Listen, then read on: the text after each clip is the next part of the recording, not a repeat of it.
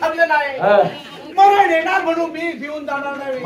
मुळीच घाबरून जाणार नव्हे. कशाला घाबरला? तू इथला आमची भक्ती बंद करण्यासाठी. भक्ती बंद करा हे तुझ्या मुखातून शब्द निघताय. फक्त माझ्या एकट्याची भक्ती बंधू दिसते काय याच वेळी. आता जे जे मार्गात मला भेटले त्यांची भक्ती मी बंद केली आहे. तुझी भ्रामक कल्पना आहे. ते शेवटचे होता.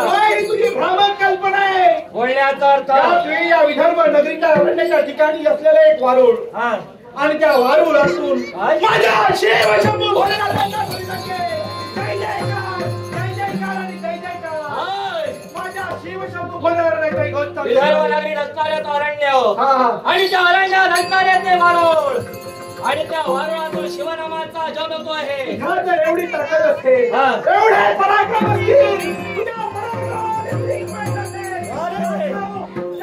वारुळातून येणारा तो जय घोर शिव नावाचा जय जयकार शिव नावाचा जय मग आहे राजा इथपर्यंत तुला ठेवून जाईल आणि तुला लेकरासमोर त्या वारुळाचा